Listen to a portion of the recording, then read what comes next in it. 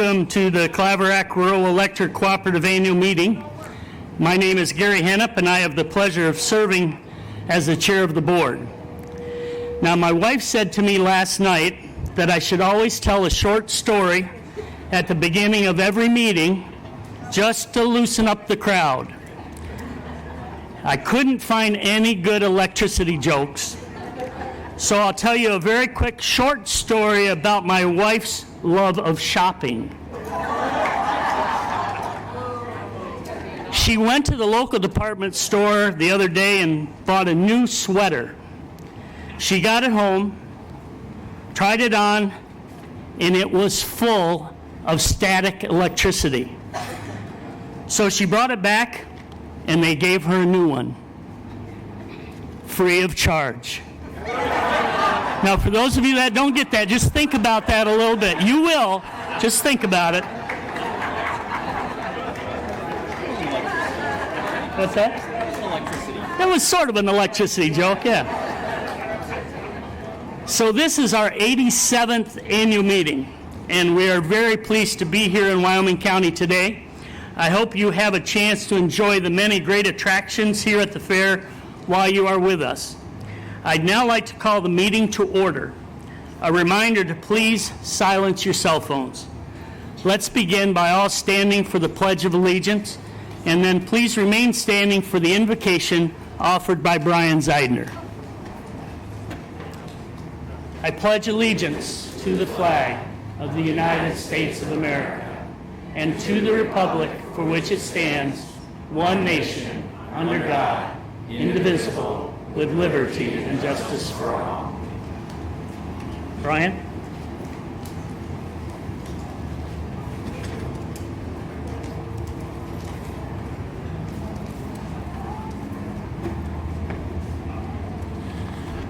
If you'll join me in prayer.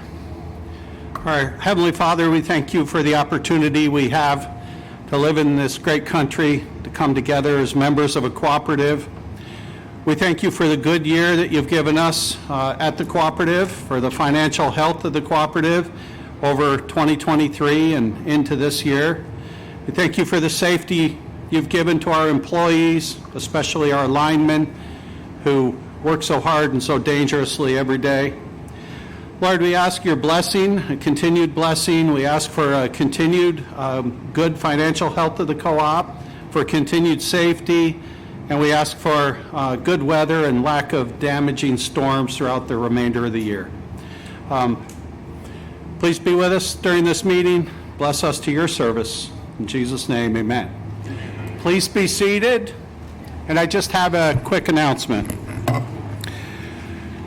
If you've looked at the weather forecast, there's some chance of some pretty severe weather this afternoon, actually over the next couple of hours. We're watching the radar pretty closely. The Wyoming County Emergency Management Organization is on site, and they're watching the weather. In the event that there was some severe weather that rolled in, they will sound a loud horn across the site. And when if that were to happen, hopefully it will not, but if it were to happen, what you'll want to do is exit the tent and find the closest hardened shelter. So right over kind of in this corner, there's some hardened shelters. They have walls and a roof and poles, pole barn type construction. And then up towards the main driveway, there are some buildings up there, and there's plenty of places for people to get to have a little more protection than a tent in the event we got really high winds and really bad weather. So just wanted to let you know that. Also, it's hot under the tent.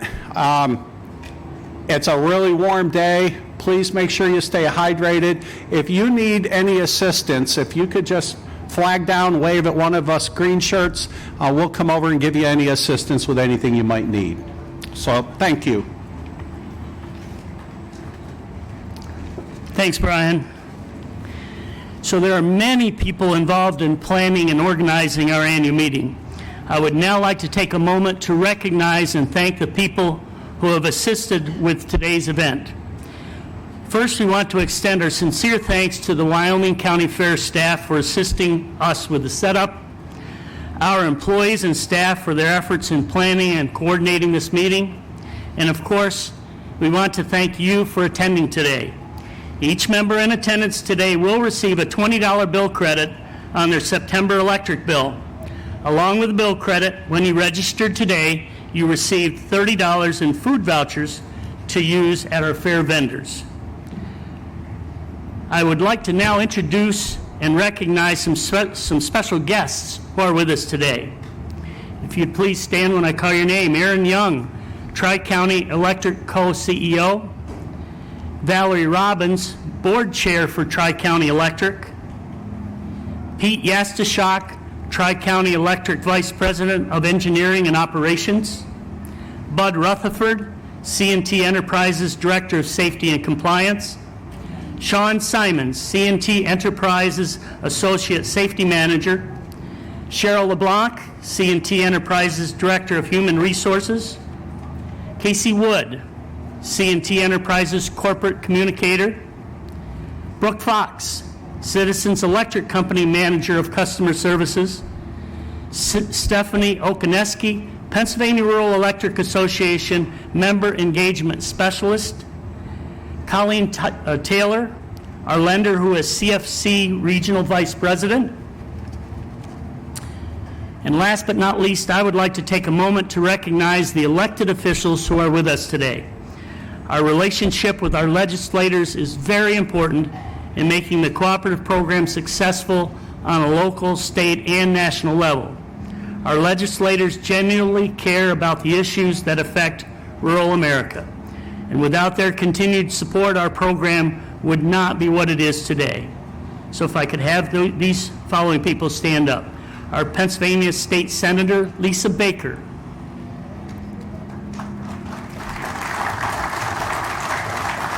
Pennsylvania State Representative, Tina Pickett. Our Pennsylvania State Representative, Clint Owlett, was planning on being here, but he is working on the flood situation that we all know about out in Tioga and Potter County, and he sends his regards. Pennsylvania State Representative, Jonathan Fritz. Hi, Jonathan. Ernie King and Rick Wilbur, Wyoming County Commissioners. Thank you. Thank you to all of our elected officials. Yeah, give them another hand. Now down to business. This is the annual meeting of the cooperative membership. The purpose of this meeting, as specified in the bylaws, is to present annual reports, conduct the election of directors, and any other business properly submitted for consideration. This is not a regular business meeting of the cooperative. Your elected board of directors holds regular monthly business meetings. Information regarding member attendance at regular board of directors meetings is available on our website and upon request.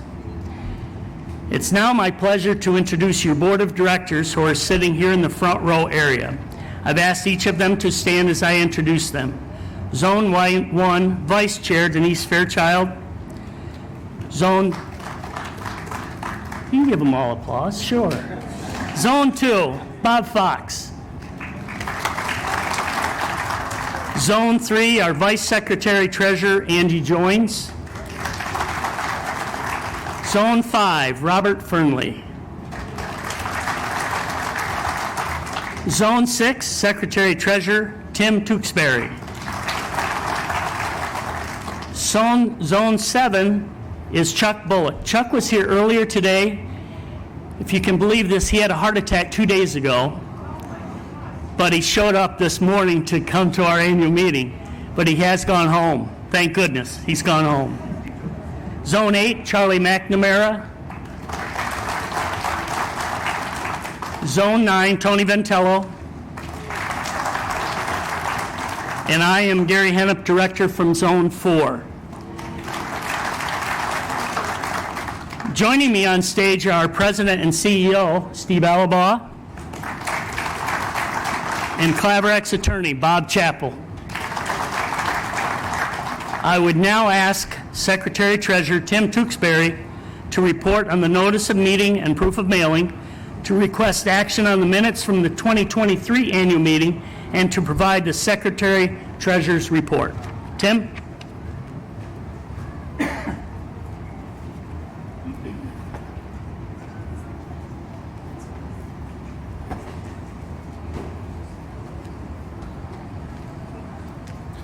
Thank you, Gary.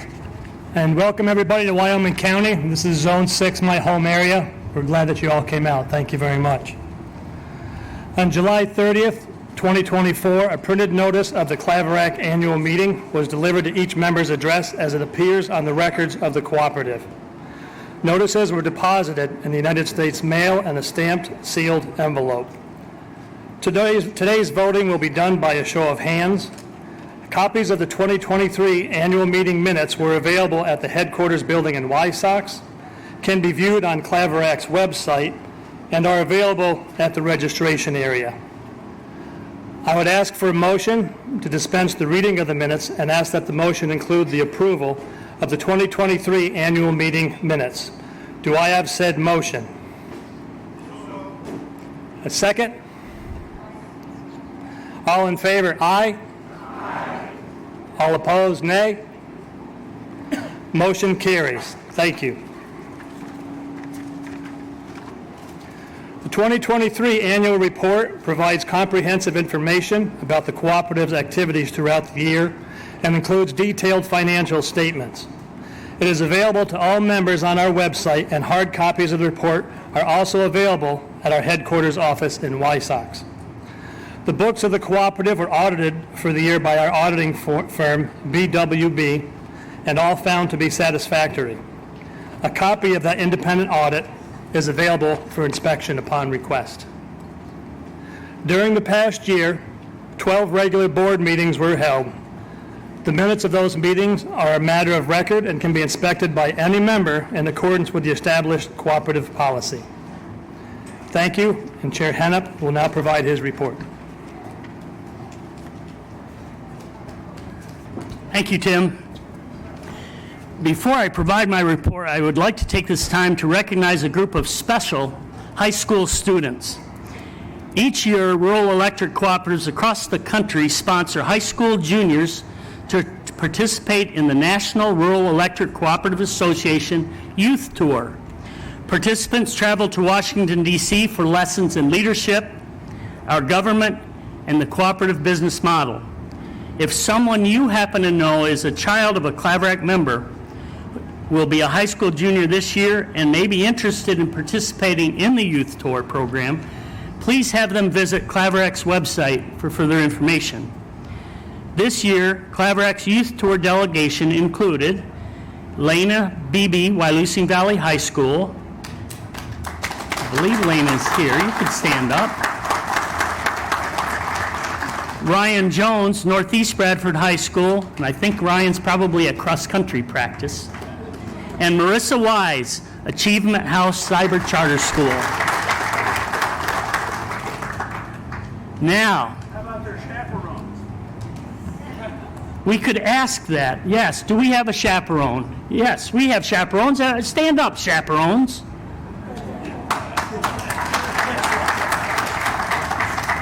Would you like to give a report, chaperones? No? Okay. Now, if there's anyone else in this audience that has participated in the Youth Tour program in past years, please stand to be recognized. I know there's a couple. All right. Thank you. It's an absolute great program. Now on to my report. On behalf of the Claverack Board of Directors, I would like to sincerely thank you for participating in your cooperative's annual meeting. We appreciate you taking the time to join us today at the fair. As I'm sure most of you are aware, our form of business is a little bit different. We have member owners, not stockholders. Each one of you sitting here today who is a member is an owner of your cooperative, and you have the responsibility and privilege to vote for your board of directors. I personally have been so fortunate to be involved with cooperatives for just about my entire adult life. I first worked with an ag service cooperative for 19 years, then I worked another 16 years for the Cooperative Extension Service in Pennsylvania, and now I've served as a Claverack director for the past 9 years. I've always known that the cooperative business model was just a bit different from other business entities, but honestly, I didn't think about it as much as I should have or could have. But over the past several months, I've been thinking about the beginning of many cooperatives like Claverack back in the 1930s. During that time, as you all know, our country was in the middle of the Great Depression, and rural America was being left behind. Out of necessity, new cooperatives were formed. Federal credit unions were established.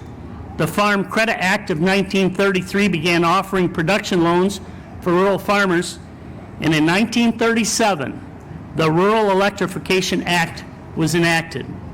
Rural electric cooperatives were formed, and the lights were turned on. My father, Harvey Hennep, was born in 1911. In the early 30s, he was beginning his adult life as a farmer in Litchfield, Pennsylvania. Just imagine what he and other farmers were going through during that time. Dad always told me a story about growing potatoes during those days. They had grown enough potatoes that they had extra they could sell. So he and his father would hitch the horses up, load some potatoes on a wagon, and make the trek to downtown Willawanna, just outside of Sayre and Athens, Pennsylvania. When they arrived, they would sell them for 50 cents a bushel. My dad asked his father, how can we sell them for 50 cents a bushel when it costs us $1 to plant and grow them? His father's response was always the same. Just have to sell them in volume, son. Sell them in volume. Can you imagine a farmer like my dad beginning to receive some of the benefits of these newly formed cooperatives?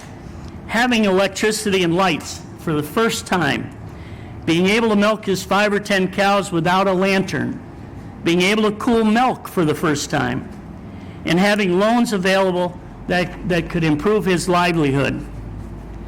Now let's transition to today. There are currently over 800 electric cooperatives across this country, serving over 40 million Americans. For quite some time, Claverack's board and management heard that you needed better internet access. Yeah, your board thought long and hard and tried to figure out a way we could provide that service to our members in a financially responsible manner. Thanks to our local, state, and federal officials, and a lot of study and hard work by Claverack's management, we were able to access funds that helped make this a reality. It takes time, as you all know, and we are working as fast as we can to provide this service to as many members as we can. You'll hear more about this from Steve in his remarks. In my opinion, the cooperative form of business is needed as much today as it was back in the 30s. Our board, management, and employees are trying our best every day to provide you with the most reliable electric and internet service at the most affordable rates possible. Together, just like in the 1930s, our mission is to help, at least in some small way, to make a better life for all of us. Thank you.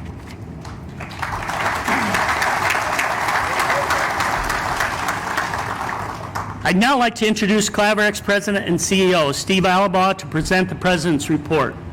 Steve has served as the President and Chief Executive Officer of Claverack Electric since January of 2021.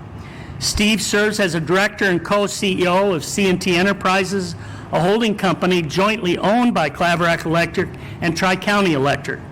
C&T Enterprises is the parent company of Valley Energy, Wellsboro Electric Company, and Citizens Electric Company, and provides management services to all its affiliated companies. Steve serves on the United Utility Supply Company Board of Directors. He's also a member of the Northern Tier Solid Waste Authority Board of Directors. He participates in various committees of the Pennsylvania Rural Electric Association and Allegheny Electric Cooperative. Steve, if you could please come to the podium and present the CEO report.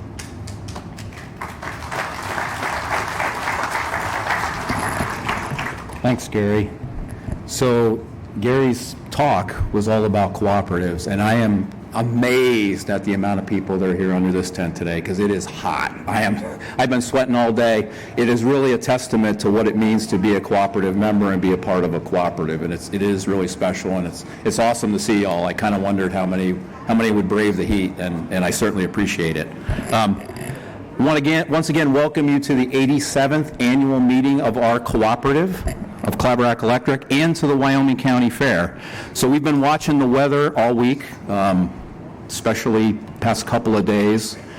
AccuWeather had Armageddon predicted. We're going to have thunderstorms and hail and all this stuff, and then some of our employees have iPhones and they're watching it on their phone, and it's a completely different forecast. So the truth is they really can't decide, but I'm really glad that it looks like we're going to dodge that weather and we won't have to listen to the horn and evacuate here today. So this is my 19th annual meeting. My first was under what we called the Big Tent at the Fire Hall grounds in Wysox.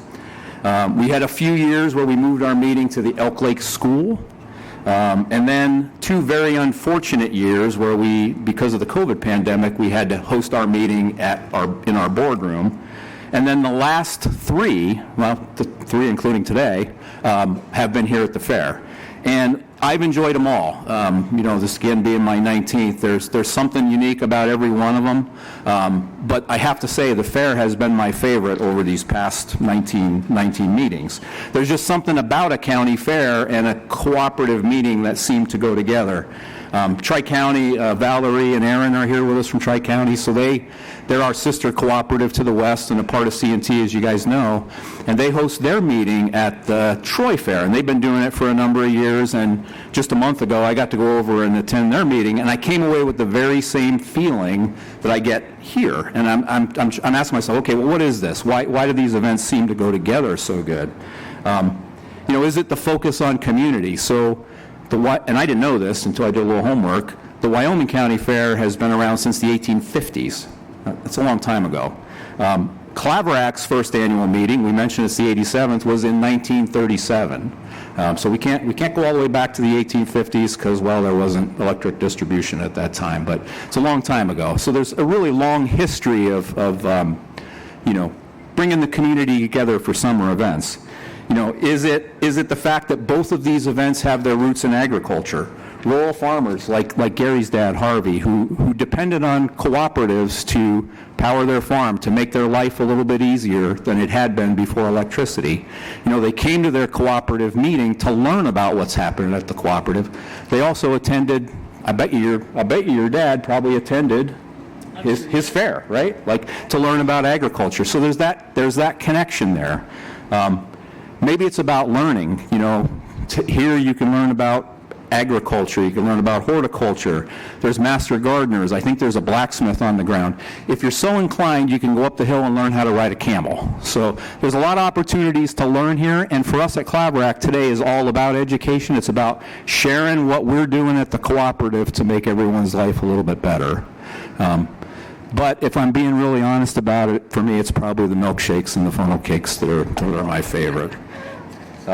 So I would like to, I know we've thanked them a couple times here, but I would like to take a moment to thank the Wyoming County staff. They've really, the fair staff has made it so seamless for us to do this, so accommodating. Could we all give them a round of applause? I'd really appreciate it.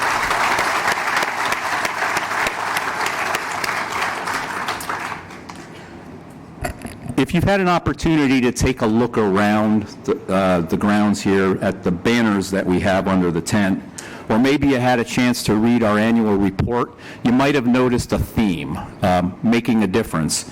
We chose this because it is truly what all of us, from our employees to our board of directors, are trying to do for our members. We really are trying to make a difference for our members. As Gary mentioned earlier in his address, we're trying to make life a little better for all of us. With the time I have with you today, and I'm going to try to stay on my script here because I'm going to get eased along here with the heat. So I want to talk about some of those things that we've really been working on, the initiatives we've been focusing on, as well as some of the successes and challenges that we face.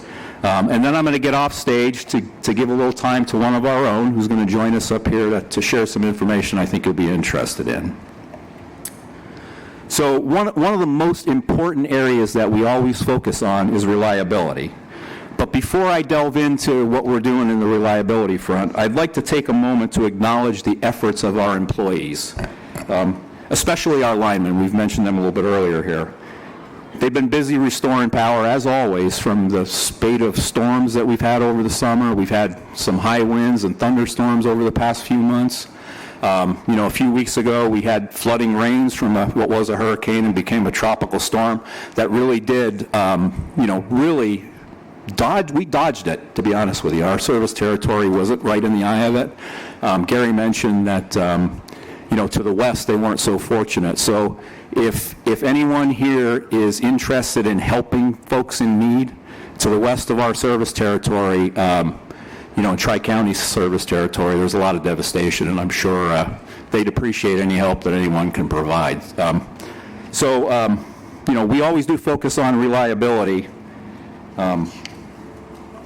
We've had these recent storms, and we've experienced these windy conditions, and as always, our linemen respond day or night, oftentimes in terrible weather conditions, and they've done it safely. I always say being a cooperative lineman is a lifestyle commitment. It's dangerous, hard work that often takes them away from their personal lives at just the wrong time.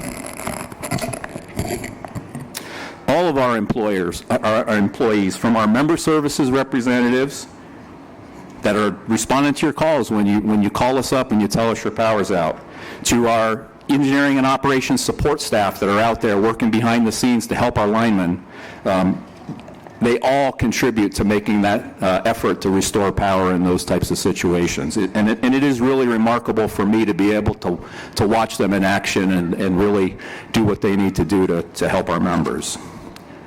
While our team is always there to respond when outages occur, our goal is always to prevent as many outages as possible before they happen.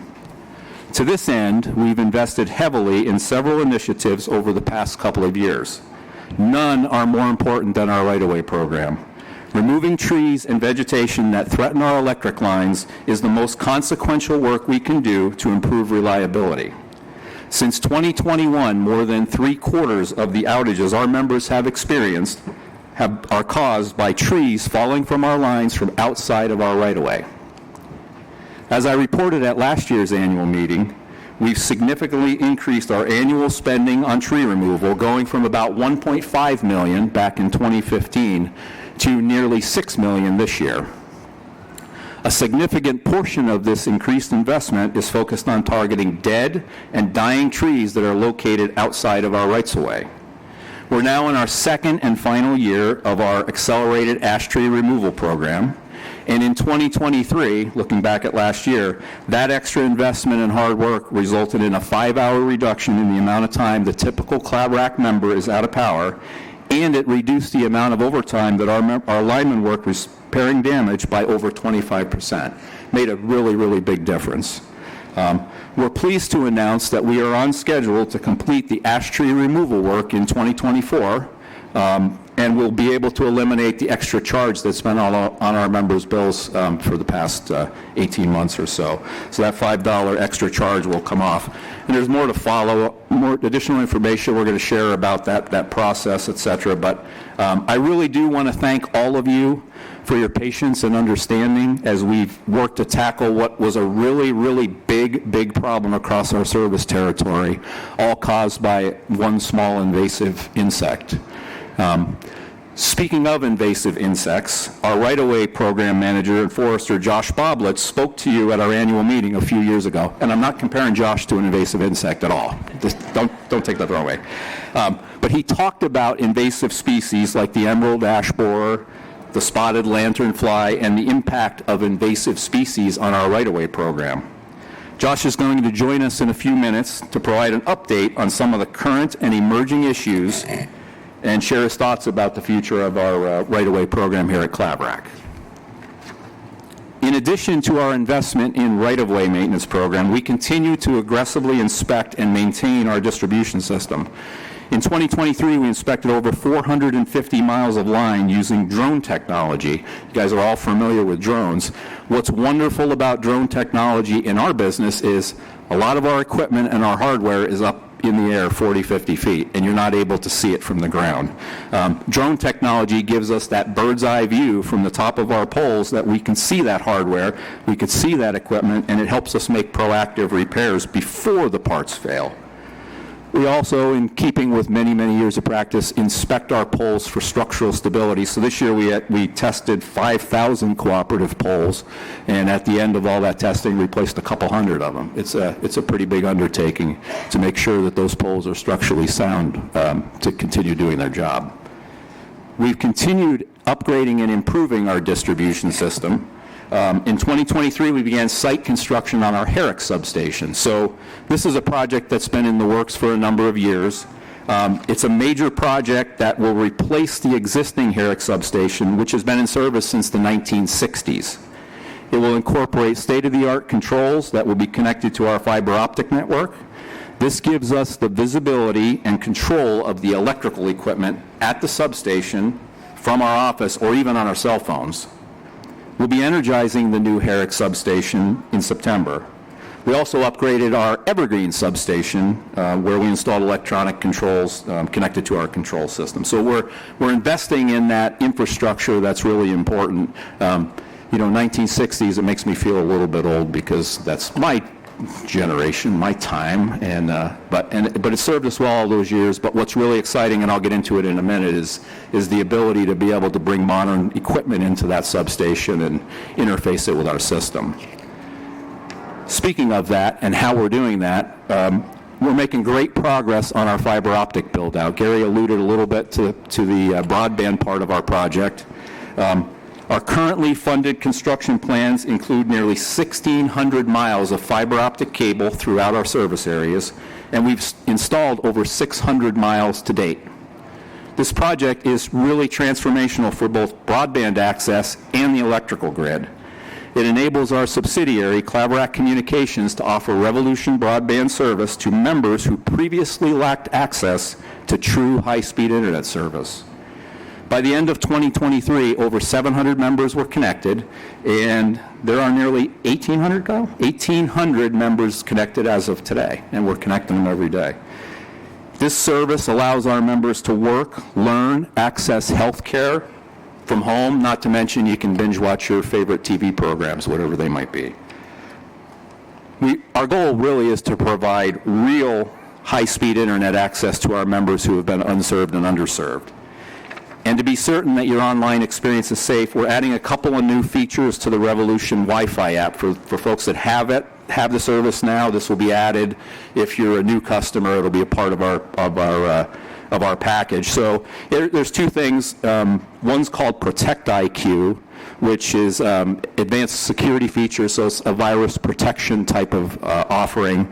And then there's another product called Experience IQ that will become a part of the app, which offers robust parental controls to manage your family's internet activities and protect your family from the things that can be out there on the internet that you don't necessarily want your kids to see. So there'll be more to come on that. Kyle will be the man and his crew over there to talk to about that. But we're really excited to be able to do that and to be able to bring it. We worked with our vendor, a tremendous partner of ours that's worked with our broadband deployment to get this at a really, really good price, so we're able to do this without adding any cost to the rates we're charging. So we are very excited about that. So the fiber optic network, let's talk about that. Again, I mentioned we're trying to serve our unserved and underserved members. That's the goal, to make sure that they have access to real high-speed broadband. But I mentioned that just as important, this fiber optic network, which is providing the communications capabilities to offer that broadband service, is also instrumental in building a smart electrical grid. So the bottom line is you cannot build a smart electrical grid without communications infrastructure, which in our service territory, we have 2,800 plus or minus miles of line, just didn't exist. In fact, there's lots of areas in our territory where there's no cell coverage, let alone communications to operate a smart grid. So for me, as the former director of engineering at the co-op, this is my heart because I'm an electrical engineer. So I'm excited about the potential that we have to be able to leverage this fiber optic network and use it for improvement of the electrical grid.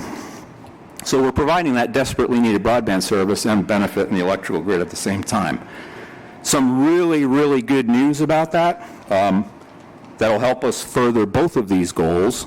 In April, we learned that Claverack was awarded $4.8 million from the Federal Broadband Infrastructure Program that was administered through the Pennsylvania Broadband Development Authority. So this new funding will help us serve an additional 1,300 unserved and underserved Claverack members who were left out of our original funding. And then late last month, and you may have seen some of this in your social media or in the press, we learned that we were awarded $2.1 million through the Pennsylvania Grid Resilience Grant Program, which is being administered by the Pennsylvania Department of Environmental Protection. And so what that's going to do, and Josh will talk about a part of it, will allow us to enhance our right-of-way program using some innovative satellite technology. But it's also going to let us deploy more than 50 new smart grid devices on this fiber network that we're building. So that's really exciting and transformational, and it will allow us, those devices that are out on rural roads where you folks live, that today, our crews have to go out there to operate, to know whether they're open or closed. We'll be able to do that from a cell phone, and that really is transformational and takes us towards that smart grid. I say we were awarded this funding as if we just got an unexpected gift. In reality, our staff and employees worked very hard to find these opportunities and compile the information necessary to be successful in securing them. I would like to publicly thank them here for their efforts. It's really just one example of what I get to see every single day, what our employees are doing every single day to make the cooperative stronger, to make the lives of our members better. And I just want to thank them. In fact, I appreciate a round of applause for the folks here that worked really, really hard to do that. So I do want to leave time for Josh. So I'm going to briefly just mention a couple of other items. Rates. So, of course, reliability, rates, the two R's, they go together. So in January 2023, you all know we saw a significant rate increase driven by three factors. I'm going back to January of 2023. Those three things were higher generation costs, inflation, and increased right-of-way maintenance. Fortunately, inflation is moderated, and while the price that we pay for poles and transformers and insulators and all the things we use have not come down in price, the rampant inflation has subsided. So that's really good news. I mentioned previously the vegetation management, right? This ASH program that we're working on, and Josh is going to share a little more information about. We're winding that down, right? So we're getting to the end of that. By the end of the year, we'll be able to take the $5 rider from our members' bills. And we expect our right-of-way budget should get back to normal. So 2 out of the 3 things that were driving up rates in 2023 have stabilized. What bears a little closer watch is the generation part of our electric bill. So if you were here last year, you heard Steve Brame, the CEO of Allegheny Electric Cooperative, our generation supplier. He discussed the fact that demand for electricity, both on a national scale as well as regionally, is going up.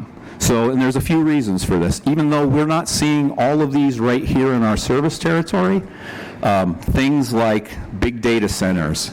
Within our Northeast region, there's a lot of growth in large data centers, and you probably see this in the news. Electric vehicles, again, not as much penetration up here in our service territory, but there is certainly growth in EVs. And you're also seeing a conversion from some of the traditional heating and cooking fuels, oil and gas, to heat homes and to cook food. So you have this growth in demand. And at the same time, the traditional baseload generation sources that we've always have been a part of the grid are being taken offline to reduce carbon output. So these two things, combined with the fact that there's a need, and Steve talked about it last year, for additional investment in transmission capacity, the big poles that deliver power from the generation station to our substations. So those three factors are kind of combining to create an electric supply and demand mismatch.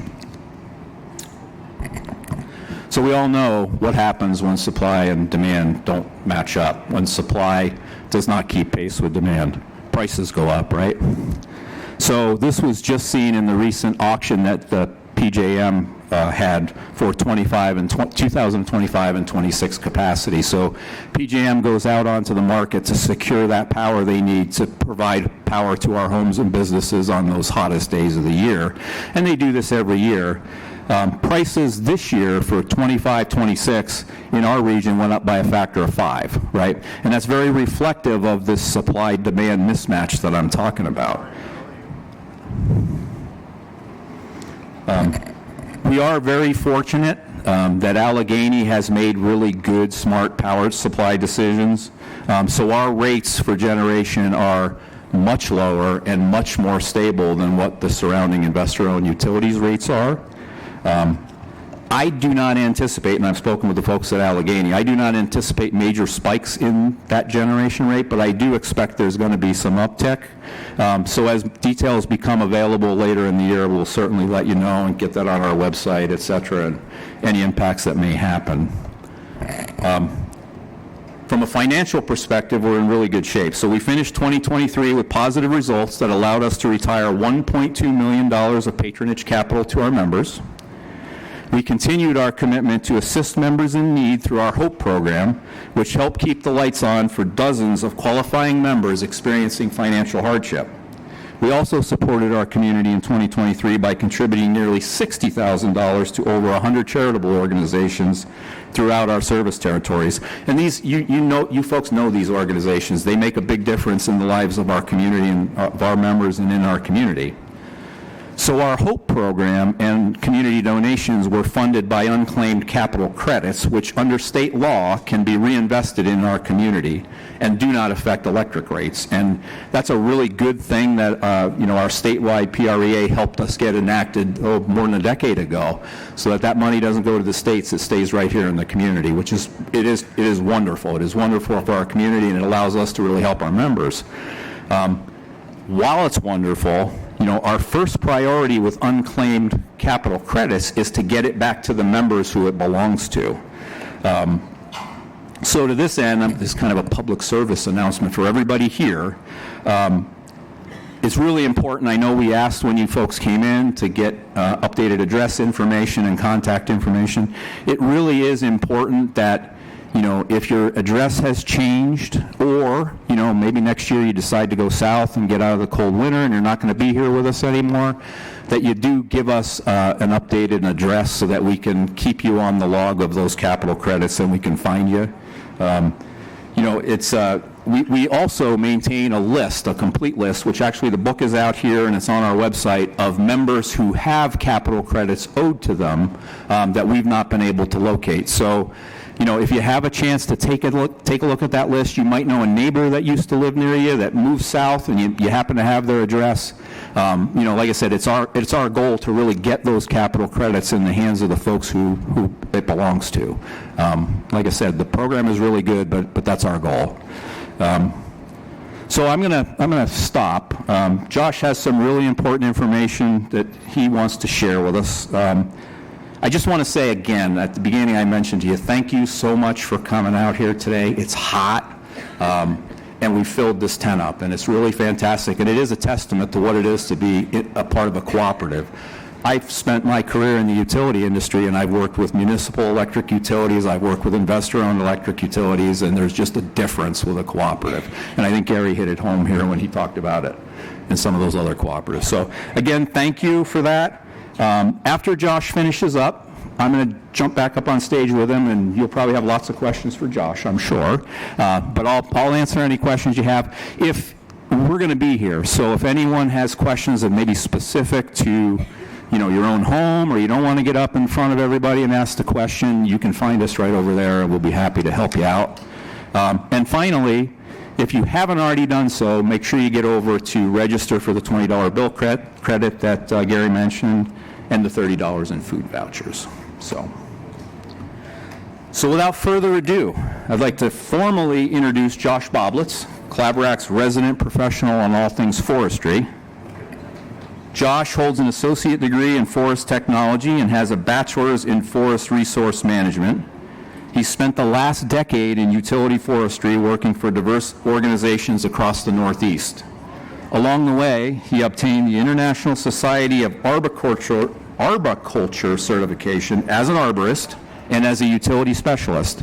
Since coming to work for Claverack in 2018, he's added the tree risk assessment qualification. In addition to pioneering our vegetation management strategy, he's been instrumental in our drone survey program that I mentioned earlier, and also in helping us with our broadband initiative. So, welcome to the stage, Josh.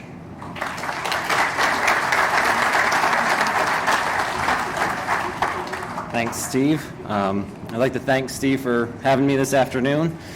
I last spoke at the annual meeting 5 years ago, and when Steve asked me if I would speak again, my first thought was, are you sure? And I also thought, what have we done in those last 5 years? And in 2019, I was just rounding out my first year with a cooperative. Ash trees were becoming more of an issue. We had just removed 2,500 hazardous trees along our rights-of-way. We were undergoing a shift in our maintenance program to balance out costs and our workload. We implemented a revised spray program that targeted incompatible woody vegetation, and we were also beginning to have discussions regarding an upcoming threat that may have faced our system, the spotted lanternfly. Since then, we've continued our attempts to improve our system and our programs.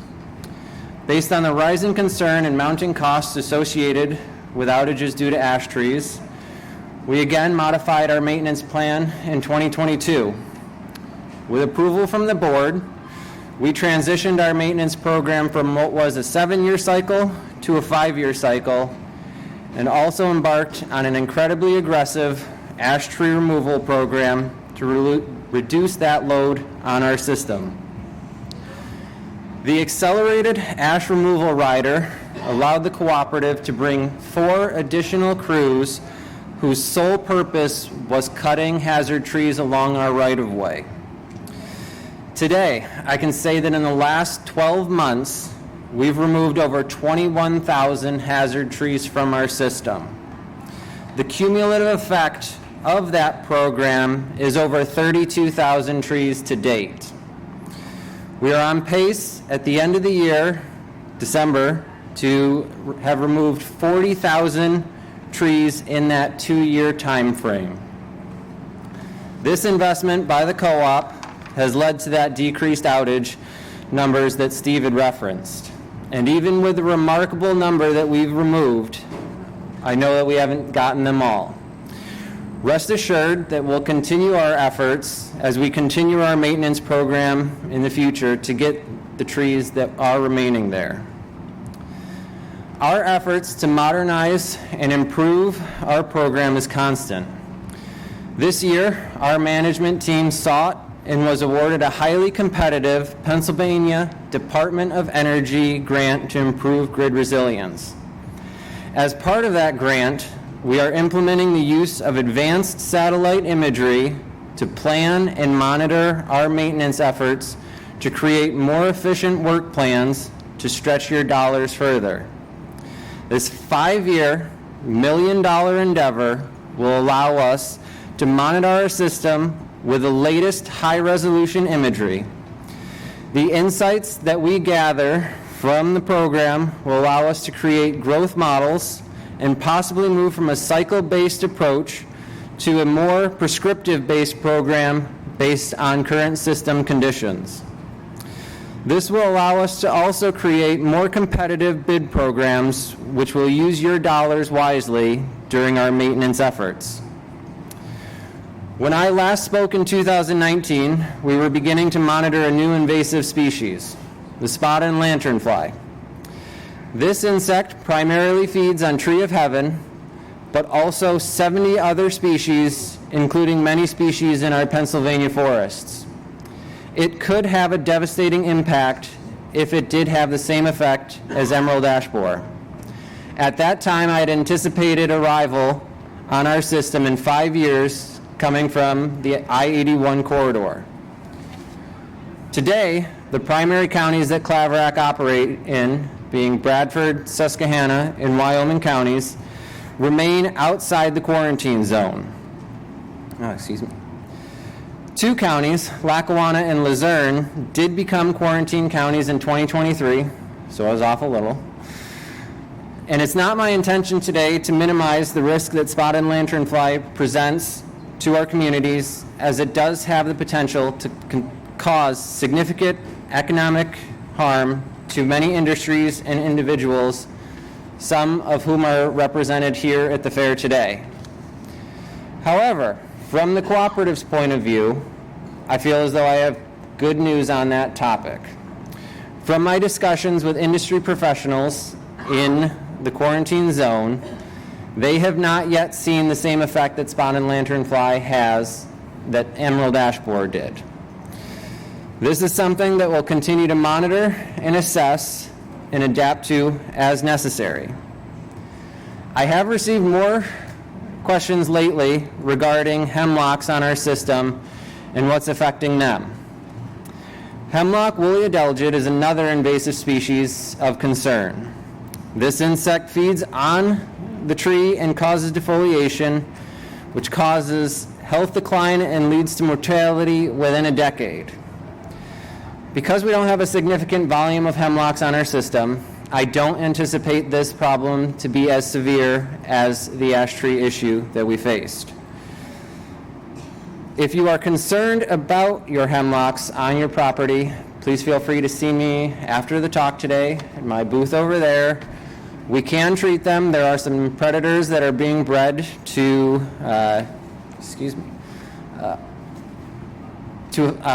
remove those adelgid, and there's also other spray options. As of today, I believe that the single most effective part of our integrated vegetation management program that has continued since my time here began is our spray program.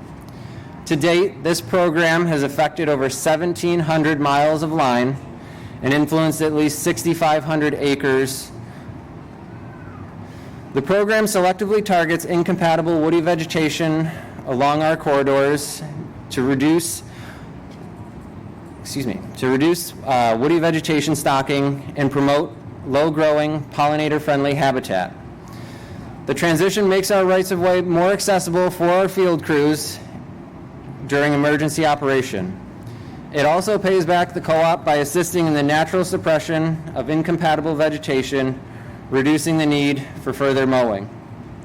At our office, you can see a project underway that we anticipate is the future of our right-of-way corridors, and that's the installation of our pollinator habitat to demonstrate what plant communities can become established if we keep the woody materials out of the right-of-way and promote those naturally occurring plant communities. In closing, I feel confident that we're on the downhill side of the ash tree issue. We've removed over 32,000 hazard trees. Our efforts will continue to improve our system, and we will incorporate any changes as new challenges arise. And in closing, as you leave today, I'd ask one thing of you, and that's if you travel to a quarantine zone, please make sure that you take a few moments to check for invasive hitchhikers on yourself or your vehicles or your boat. We can all help our community by educating ourselves and helping with quarantine efforts. Thank you.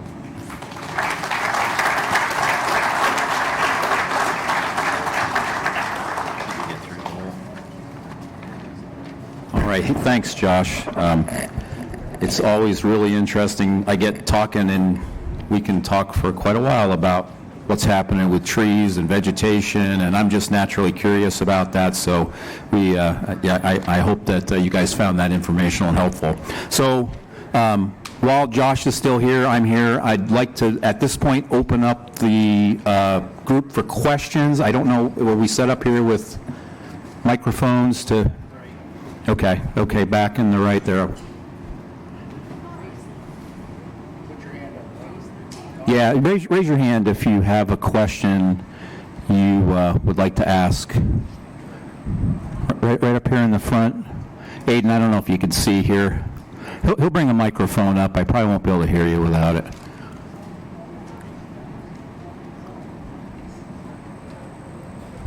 Oh, he's coming along.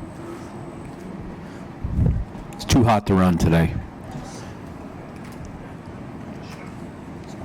Got it? Got it on? I hear it. Oh, oh. Okay.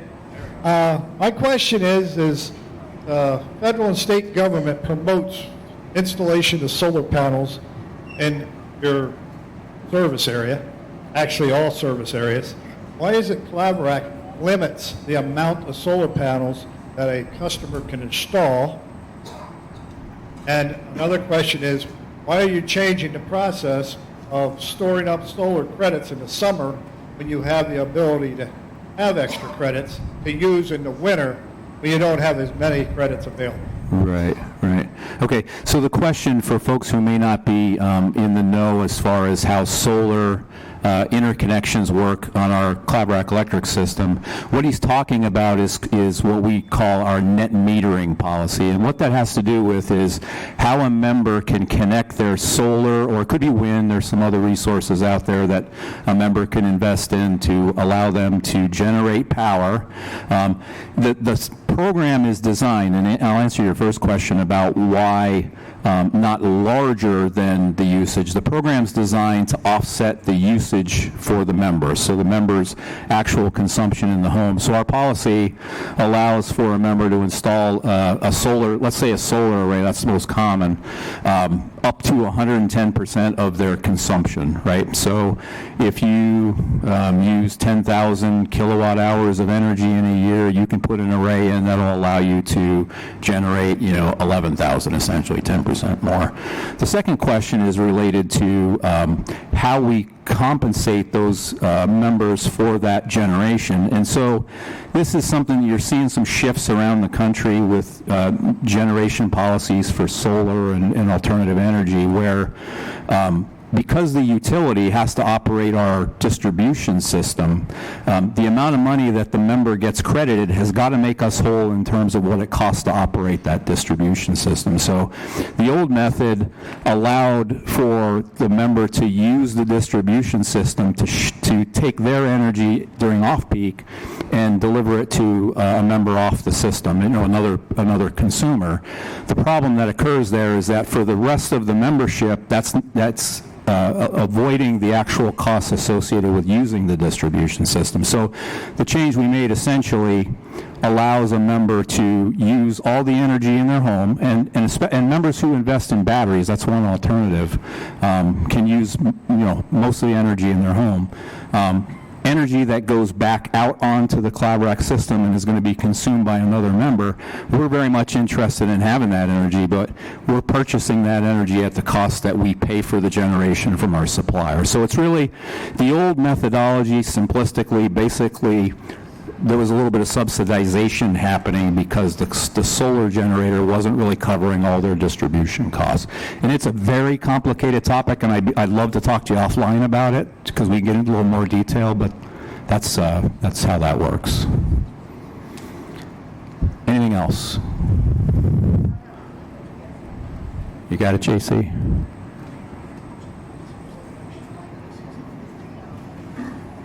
Hi, my name is Baron Daniels, and I live over in Sugar Hollow. And the question is about the spraying that you're doing on the vegetation. You had a crew up in my area a couple of years ago, and I approached them about the safety of it because they were spraying over our creek at the time. And since then, I've noticed a dramatic decrease in butterflies and the bees. So was that a good idea, or are your chemicals safe? Could you repeat the last part? You said increase? A decrease in the number of butterflies and bees. Like we have bee balm plants in our fields, and 2 years ago they were covered with butterflies and bees. In the past, since they sprayed, very few bees and butterflies. So I'm just wondering about the chemicals that are in your sprays. Yep, so I can give you, and actually it's most easy if I connect with you to get your contact information, because we do use a mix of several different herbicides when we're doing our program. And that is the easiest way for me to get you that information. In terms of a reduction on the right-of-way, so you said Sugar Hollow is your?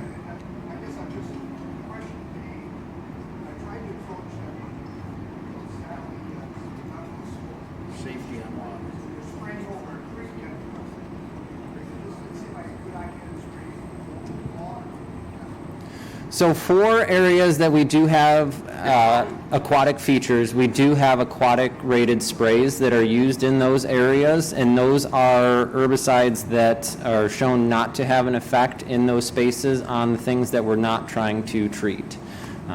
Once again, I can get you the mixes. It would just be easiest, because it is a list of them, for me to email those to you, and if you'd like, I'd be happy to set up a meeting with you where I can stop out and chat with you more in depth on what happened there.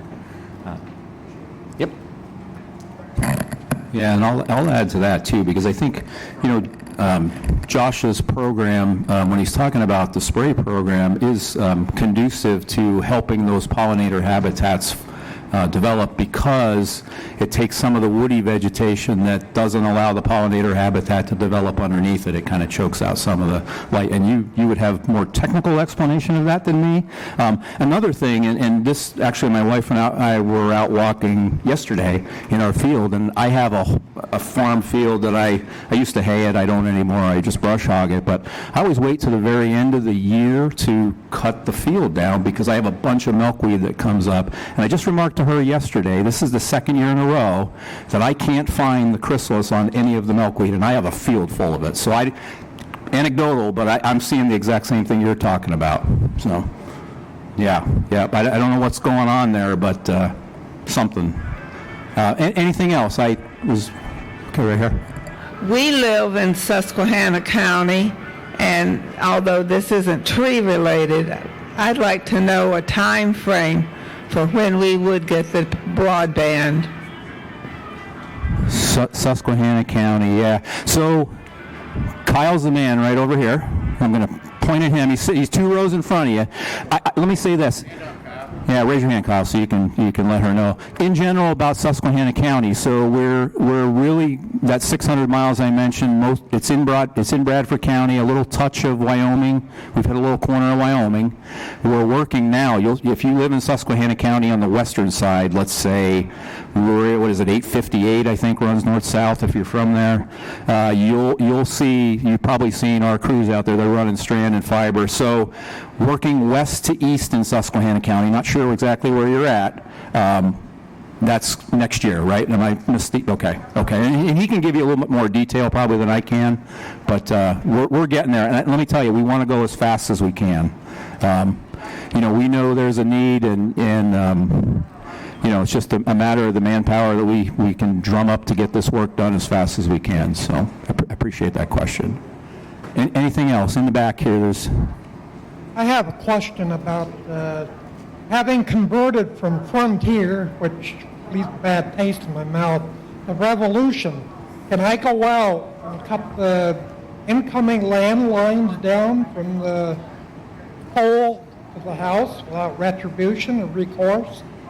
And on the other note, we have an awful lot of veteran people in this crowd, and I think we should be taking notice of people that are vets, because you wouldn't be up here having a pledge allegiance to the flag unless it was for the fact that we have a lot of veterans that have taken care of our country. Yeah, I'm really sorry. I couldn't make out any of that up here. Steve, the first half, can you cut down his frontier lines because you got revolution? No. Okay, don't cut your frontier lines down. That's my official statement here from the podium. Do not do that. What was the second one? The second one involved veterans. I couldn't tell what the question was regarding veterans. Yeah, I couldn't quite make you out. If you find me at the end here, it's probably more a question that Kyle would be able to answer, but come up front and ask. I just can't quite hear you. Anything else? All right. One more over here. You see him, Aiden?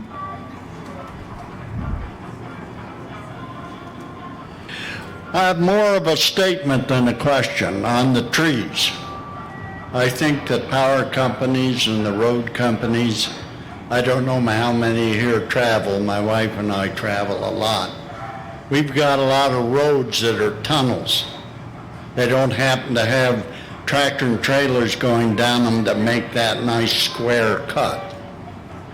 And it seems with our some legislators here, we need to get the legislators, telephone companies together on these trees. I'm a firm Pennsylvanian, and I believe in my state as Penn's Woods. I hate to see them gone, but how many people have heard of trees coming down and killing someone in a car? Yeah, yeah. They need to be looked into how to cut these right-of-ways and what need to come out. Yeah. Thank you for that. And some of those folks are here, so they got to hear that comment.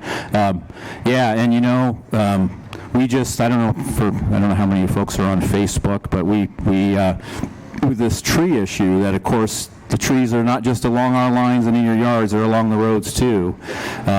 We just, down in our Tunkhannock area, where there's been an unusual amount of just tree issues, trees falling to the ground. I was talking to a member here earlier about that. We have actually one of our crews, and I shouldn't chuckle, they were out actually restoring outages, and they were just documenting the damage on their cell phone, and a span down the line, it had been a 100-foot tall tree. You could hear that sucker cracking, and it just came right down, and you just heard our lineman go, well, that would have been, that would have got us. And there is something, and part of what Josh talked about with that the satellite imaging program that we're going to get involved with, part of the goal of that is we know our service territory isn't one thing. What we see in Leroy, which is in the western part of Bradford County, and what's happening down in Bob Fox's district in Tunkhannock, it's not always the same. The growth patterns can be different, the rates can be different.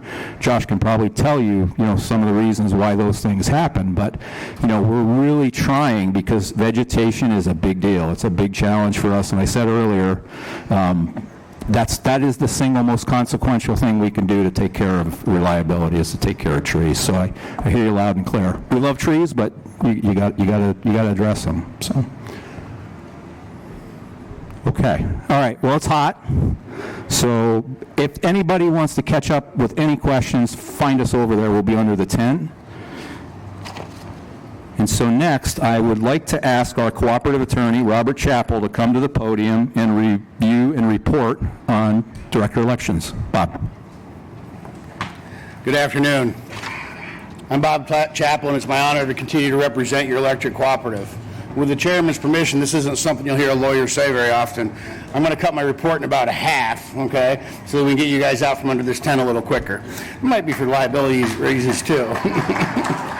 So, needless to say, if you're interested in running for the board for the cooperative, we have a process, okay? Process is very simple, okay? It's been published in the Penn Lines. It's in our bylaws. You can see them on our website. You can stop by the cooperative anytime and get a copy of the bylaws, okay? And it explains how the process works. It's very simple. If you're interested, look into it, okay? Specifically, I'd like to thank the members of my Elections and Credentials Committee this year, Jack Coates, Jim Beluski, Charles Place, Elizabeth Everett, and Melissa Blaze. This year's director elections were for zones 4, 5, and 6. We only received petitions from the incumbent directors, which is serving zone 4, Gary Hennep, zone 5, Robert Fernley, and zone 6, Tim Tewksbury. The Elections and Credentials Committee reviewed those petitions and found them all to be in order, okay, and due to the fact that there was only one petition for each district, they directed a unanimous ballot be cast for the sole nominee in that district. Therefore, effective today, August the 28th, 2024, Gary Hennep, Robert Fernley, Timothy Tewksbury are stand elected immediately to serve a 3-year term. Thank you, and enjoy your rest of your afternoon at the fair.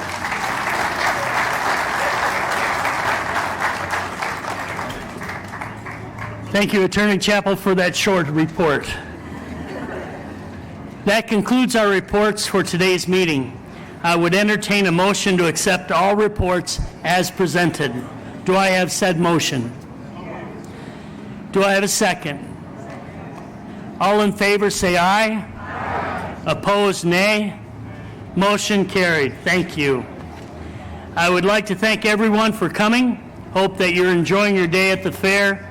If there's no further business to come before the members, I now declare this meeting adjourned.